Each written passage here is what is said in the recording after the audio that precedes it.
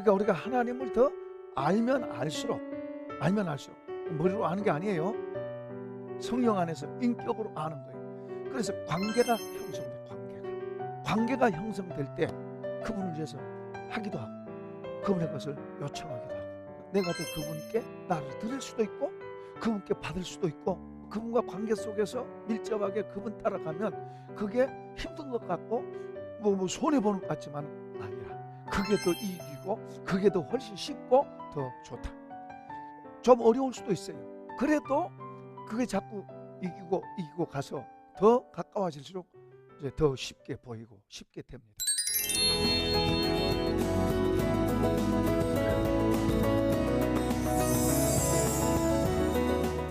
자, 이제 이걸 이야기하고 이제 4장 1절로 가보겠습니다. 이제 4장으로 가보는데요.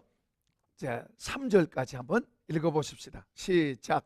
내가 또 말하노니 유업을 이을 자가 모든 것의 주인이나 어렸을 동안에는 종과 다름이 없어서 그 아버지가 정한 때까지 후견인과 청지기 아래 있나니 이와 같이 우리도 어렸을 때에 이 세상의 초등학문 아래에 있어서 종노릇 하였더니. 자, 지금 여기서 1절에서는 유업을 이을 자, 이건 이제 로마 시대에 그 사람들의 그 이제 풍습, 문화, 그걸 이제 배경으로 이야기하는 거예요. 거기 이제 로마 사람들은 종들이 많이 있어요. 종들이 많이 있는데 이 자기 아들을 어렸을 때 노예 중에 똑똑한 사람, 이런 사람을 이제 선생으로 임명을 해요. 선생을 임명을 해서 그 사람이 후견인이 되는 거예요. 가르치기도 하고 돕기도 하지만은 그 사람에 대해서 어디 가도 그 사람의 후견인 역할을 하는 거예요. 부모가 해야 될 일을 이 사람이 대신 하도록 위임돼서 그 종이지만 노예지만은 이 주인의 아들이 어렸을 때는 후견인이 돼서 어디 가도 그 사람이 마치 아버지처럼 그렇게 해주고 이 사람을 도와요. 법적으로 되어 있어요. 그래서 이제 아이가 어느 정도 커서 이제 성년이 되면 그때는 이제 자기가 이제 할 수 있도록 그렇게 돼요. 아들이지만은 아들이 어렸을 때는 뭐와 같다고? 여기서 종과 같다고 하잖아요. 1절 다시 읽어봐요. 내가 또 말하노니 유업을 입을 자가 모든 것의 주인이나 어렸을 때는 종과 다름은. 그러니까 아들이니까 그 부모의 모든 것을 다 물려받을 수 있는 권한을 갖고 있잖아요. 그죠? 그런데 이 아들이 어렸을 때는 뭐요? 후견인에 의해서 있기 때문에 뭐와 같다? 아들이 아니라 종과 같이 되어 있는 거예요. 2절 읽어보겠습니다. 그 아버지가 정한 때까지 후견인과 청지기 아래 있나니.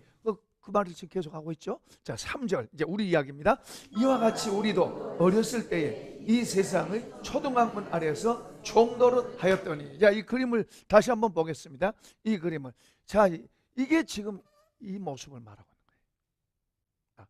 근데 문제는 우리가 하나님을, 예수를 믿고 하나님의 자녀가 되었음에도 불구하고 우리가 여전히 여기서 살 수 있어요.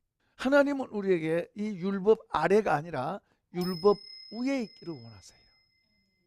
여기가 축복의 땅이고 자유의 땅입니다. 자유의 땅. 그러니까 여기서 왔다 갔다 할 수도 있어요. 왔다 갔다. 이쪽 갔다 할 수 있어요. 그러니까 우리가 이쪽으로 더 많이 가면 갈수록 더 귀한 거예요. 자, 이제 4절 이제 다시 봅시다. 4절에서 7절까지 보는데요. 때가 차면 하나님이 그 아들을 보내사 여자에게서 나게 하시고 율법 아래에 나게 하신 것은 율법 아래에 있는 자들을 속량하시고 우리로 아들의 명분을 얻게 하려 하심이라. 너희가 아들이므로 하나님이 그 아들의 영을 우리 마음 가운데 보내사 아빠, 아버지라 부르게 하셨느니라. 아멘. 그러니까 먼저는 뭐예요? 율법 아래에 나게 하셨다. 율법 아래에 나게 하셨다. 그 다음에 두 번째는 뭐예요? 아들의 명분을 주려 하십니다. 그 다음에 그러기 위해서 아들의 영을 우리에게 주셨다. 그 다음에 우리를 유업을 입을 자로 세웠다고 말합니다. 유업을 이을 자, 유업을 이을 자. 그게 지금 우리가 4절에서 7절까지 읽은 내용입니다. 자, 이제 우리가 먼저 한번 봅시다. 예수님이 여기서 태어났어요. 여기서 태어나서 율법에 흠이 없게 사시고, 죄가 없잖아요. 그분은 흠이 없게 사시고 나중에 때가 돼서 하나님께서 이제 십자가에 죽게 하셨어요. 그런데 예수님이 여기서 태어나는 이유를 뭐라고 말씀해요? 때가 참에 예수님이 율법 아래 여자에게서 나게 하시고, 그것은 뭐예요? 이 율법 아래 있는 사람들을 구하시려고. 아멘. 여기 있는 사람을 구하시려고 주님이 여기서 나셨어요. 그러니까 하늘에 계신 분이 사람의 몸을 입고 이 땅에도 오셨지만은 유대 땅에서 율법을, 어려서부터 율법을 지키면서 그 율법의 제도 아래서 나셨어요. 그리고 이제 사역을 할 때가 되면, 이제 사역할 때에 주님은 이제 율법 아래에서 나서 사셨지만은 이제 뭐요? 하늘의 것을 가르치시고 하늘의 것을 이제 행하기 시작하는 거예요. 그리고 하나님 아버지께 순종하고, 그래서 십자가도 하나님 아버지께 순종하고 가는 거예요. 그러니까 율법 아래 태어났지만은 누구하고 관계예요? 아버지와의 관계, 하나님과의 관계. 그런데 문제는 유대인들, 그 율법을 가르치고 율법을 갖고 있었고 아브라함의 자손이라고 말하는 그 유대인들은 그들도 율법을 갖고 율법 아래에 있고 살지만은 문제는 하나님과 관계가 바로 됐어요, 안 됐어요? 하나님과 관계가 바로 안 돼 있는 거예요. 그들은 잘하고 있다고 말하죠. 그들은, 우리는 의인이고 저들은 죄인이고, 우리는 아브라함의 자손이고, 우리는 율법을 갖고 있고, 우리는 제사를 드리고 있고, 예루살렘 성전을 갖고 있고, 이렇게 말하는 거예요. 사마리아인 사람들도 그 혼혈족이잖아요. 그들을 개처럼 취급하고, 그들은 율법을 갖고 잘하고 있다고 하지만은 그들끼리는 잘하지만 문제는 누구하고 관계가 잘못됐다? 하나님과 관계. 왜요? 변질이 돼버린 거죠. 변질이. 그러니까 하나님이 사람의 몸을 입고 그들 가운데 오셨어요. 그들 가운데 오셔서 그들과 대화를 해보니까 맞아요, 달라요? 다른 거예요. 얼마나 달라요? 십자가에 죽일 정도로 다른 거예요. 자기들은 옳다고. 그런데 그 예수님을 십자가에 죽이는 배후의 존재자는 누구예요? 사단. 그러면 유대인들은 누구하고 같이 있어요? 사단의 편에 서 있었다는 이야기예요. 그 결국에는 예수님을 죽이는 거예요.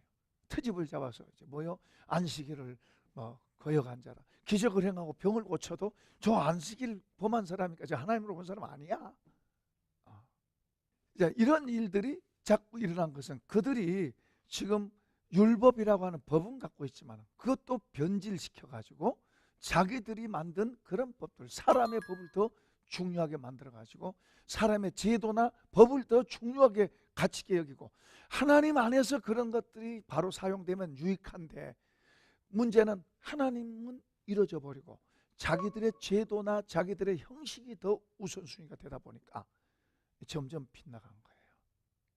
오늘 우리의 신앙생활도 하나님을 알고 그분 앞에서 바로 돼야 되고 그분 앞에서 고쳐지고 만들어져야 되는데, 이분은 제거되고 뭔가 가려져 가지고 이분은 안 보이고, 그리고 눈에 보이는 제도, 형식 이런 것만 되게 되면 심각한 위험이 오는 거예요. 이게 이제 우리도 주님을 믿는다고 말은 하지만 이름을 예수님하고 부르지만 그분과의 관계가 바로 안 되면 우리도 이런 위험한 오류에 빠질 수가 있어요. 믿음의 조상 아브라함은 안 그랬어요.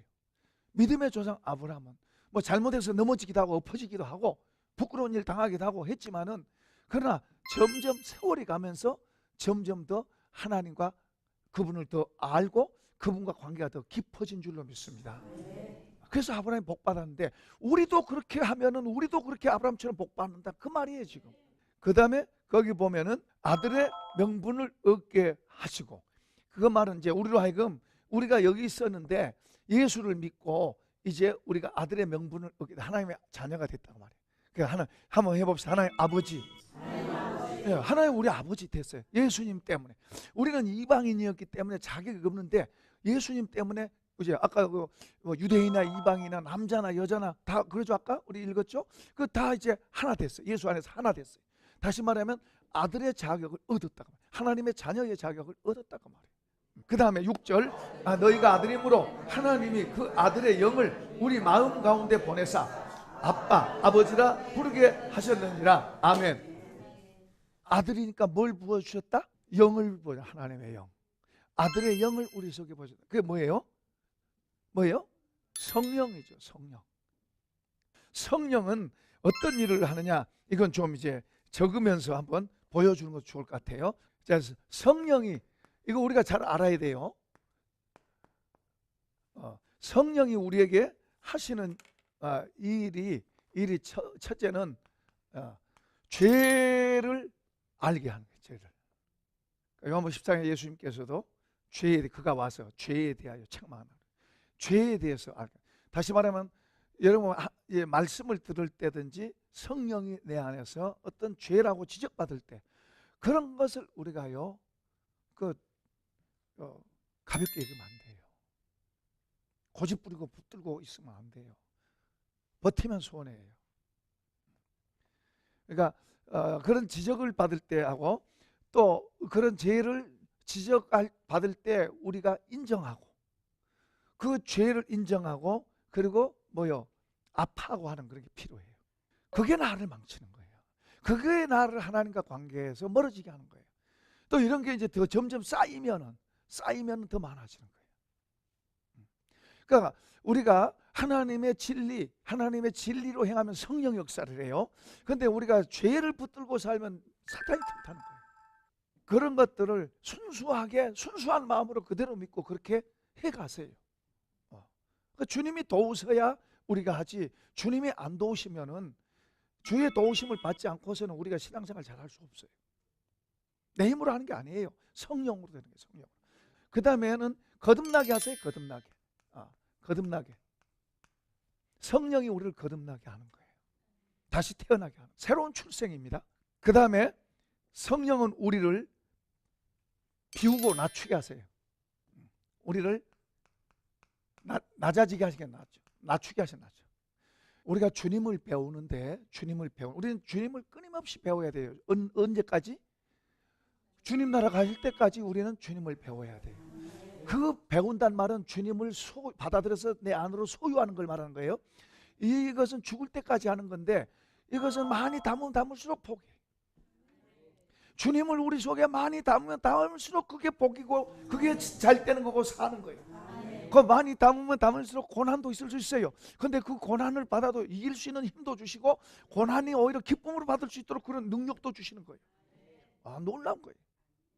우리가 성령으로 충만하면 뭐든지 잘 될 것 같지만 아니요. 갈라디아 교회에 성령 충만했을 때, 은혜 받고 성령 충만했을 때 핍박 엄청나게 받았어요. 그래서 다 이겼어요. 신났어요. 더. 핍박이 문제가 아니에요. 더 신났어요. 신기하게 기독교는요 핍박받을 때도 강해져요. 핍박할 때 속에서 막 불이 되는 불이. 그게 기독교의 역사예요. 그래요. 그러니까 고난이 유익이라고 그렇게 되는 거예요. 죄 지어서 고난 당하면 이제 회개하고 인내하고 벌 받을 거 받는다 그런 마음으로 하지만은 우리가 주의 은혜 가운데 주님이 우리에게 은혜 주셔서 핍박이 오고 고난이 오고 그러면은 그것은요 감당할 수 있게도 하시고 그 너머에 주님은 더 좋은 걸 고난보다 훨씬 좋은 걸 예비해 놓으신 줄로 믿습니다. 할렐루야. 그래서 고난이 까만 보자기에 쌓여진 축복이란 말을까지 그렇게 하는 거예요. 그러니까 우리가 주님을 더 알고 그분을 아는 지식에서 자라가라고 말하는데 그렇게 자라가면 자라갈수록 더 모든 게 더 쉽고 가벼워지는 거예요. 왜냐하면 내 힘으로 하는 게 아니고 그분으로 하니까 그분으로. 지금 성령이 이걸 도우세요. 성령이 도우셔서 우리와 같이 하시고 우리와 같이 사시는 줄로 믿습니다. 주님 말씀합니다. 영원토록 너희를 떠나지 않는다. 근데 성령이 떠나가 버리면은 죽는 것보다 더 어려워요. 더 힘들어요. 다윗 같은 사람도 구약 시대에 이 성령으로 충만한 사람이었어요. 그가 우리아의 아내 봄하고 회개하고 할 때 뭐라 그래요? 주의 성령을 거두지 마옵소서. 그 찬양 가사를 고백한 게 다윗이에요. 그걸 한 거예요. 무서운 죄를 짓고 주여 성령 거두하지 마세요. 그렇게 기도하는 거예요. 그러니까 성령이 우리 아들의 영을 예수 믿는 우리에게 아들의 영을 보내주셨어요. 보내주시고 인쳐주셨어요. 예수님은 그렇게 말씀하세요. 내가 너희가 내 말대로 안 살아도 나는 심판하지 않는다. 왜냐 그러면 나는 심판하러 온 게 아니고 구원하러 왔기 때문에. 그러나 너희를 심판할 때가 있는데 그 심판한 것은 내가 하는 이 말이 마지막 날에 너희를 심판한다 그래요. 주님은 말씀이 육신을 입었어요. 그러니까 그 말씀이 우리 육신을 입어야 될 줄로 믿습니다. 그 말씀이 우리 안으로 들어와야 돼. 어떤 분 보니까 주의 은혜로 성경을 암송하게 하는 거야. 암송. 그 성경을 암송하는 그 뭐가 깨달아진 거 하니까 내가 성경을 암송하고 성경을 내가 받아들였는데 말씀이 나를 이끌어가네요. 말씀이 나를 이끌어가네요. 아멘. 저도 늘 기도할 때 그래요. 주님이 말씀이 나를 지배하게 하소서. 주의 말씀이 나를 이기게 하시고 말씀이 나를 지배하고 다스리게 하소서. 저도 그런 기도해요. 그러니까 주님의 말씀이 너무 귀하고 중요한 거예요. 이거 없어지잖아요. 천지는 없어도 이 말씀 없어지잖아요. 주님의 입에서 나오는 말씀 한마디를 우리가 중요하게 여겨야 돼요. 문제는 오늘날 많은 어떤 잘났다고 하는 이런 사람들이 성경을 비평하고 성경이 아무것도 아닌 것처럼 이렇게 하고 성경 속에 하나의 말씀도 들었고 아닌 것도 들었고 이런 식으로 하고 성경을 폄하하는 사람들 많아요. 성경보다 다른 걸로 더 하는 사람들도 많고요. 다 이단 3단들이 잘못된 것들이 철저하게 말씀으로 가요. 말씀은 변하지 않고 그대로 되는 거예요.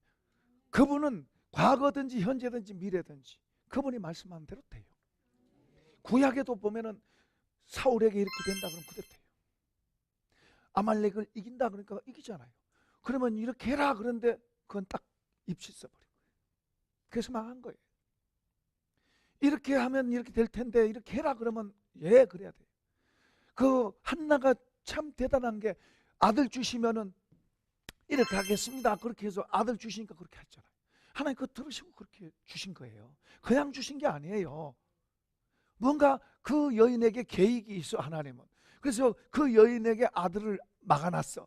아들 못 낳아서 못 난 게 아니라 하나님 막아놓으셨어. 막아놓으니까 못 난 거예요. 못 낳았는데 이제 하나가 이제 서름과 압박과 서름 당하다가 하나님 아들 하나 주시면 아들 바치겠습니다. 하나님 그럴 때까지 기다리신 거예요. 하나님 때로는 우리에게 어떤 뜻을 주시고 요구하시는 게 있는 거예요. 뜻을 주시고. 그래서 그 뜻을 아는 것도 중요한 거예요. 내 마음대로가 아니라 그 뜻을 알고 그 뜻에 순종해 가는 거 그거 중요한 거예요.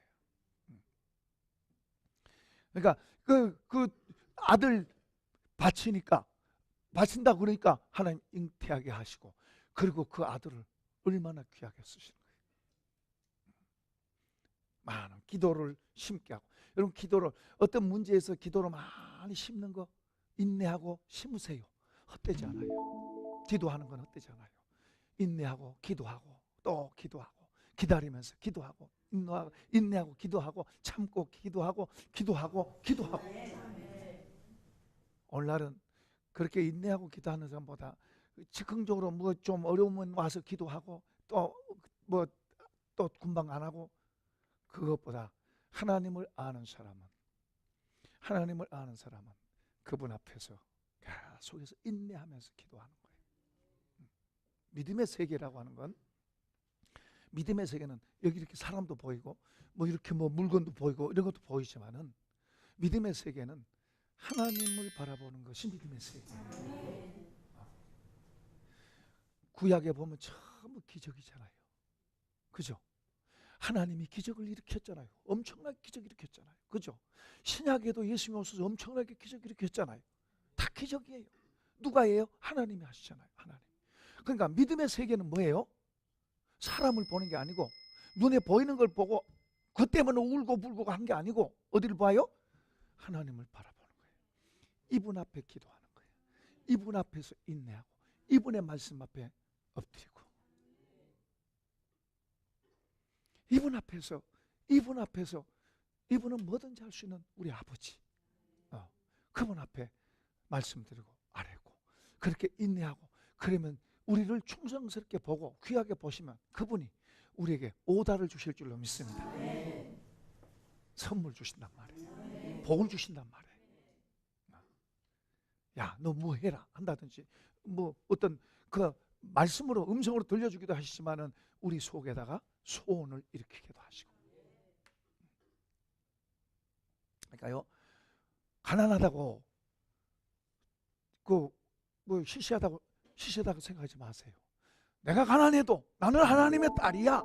하나님의 아들이야. 내가 무식해도 나는 하나님의 아들이야. 하나님의 딸이야. 사람이 안 알아줘도 하나님 앞에 바로 서고 그분 앞에서 해가면 그분이 높으시려고 그러면 귀하게 되는 거예요. 귀하게 되는 거예요. 그 다음에 또 회개하게 하시고, 회개도요, 내가도 하지만은 성령이 회개하게도 해요. 내 의지를 갖고 내가 잘못된 거 회개해야 됩니다. 내가 회개하고, 그러나 어떤 경우에는 성령이 우리 안에서 회개하게 합니다. 그러니까 어떻든 간에 성령이 개입하셔서 우리를 만지시고 이렇게 다루시면은 회개를 해도 귀한 것이 되고 모든 게 좋은 거예요. 그러니까 우리가 주님과 가까이 하려고 해서 그분으로부터 응답을 받고 그분으로부터 예를 들어서 책망을 받더라도 그분한테 책망을 받는 게 귀한 거예요. 그러니까 우리의 삶을 자꾸만 만들어가고 겸손해야 돼요. 우리가 주님을 배우고 주님을 얻으려면 겸손하지 않으면 안 돼요. 그래서 주님이 이렇게 말씀하세요. 수고하고 무거운 짐 자들아 다 내게로 오라. 내가 너희를 쉬게 하리라. 나는 마음이 온유하고 겸손하니 내 멍에를 메고 내게 배워라. 주님이 겸손한 분이에요. 우리가 겸손해야 그분을 배울 수 있어요. 우리를 낮춰야 배울 수 있어요. 이런 복이 있길 축복합니다. 감사합니다 주님.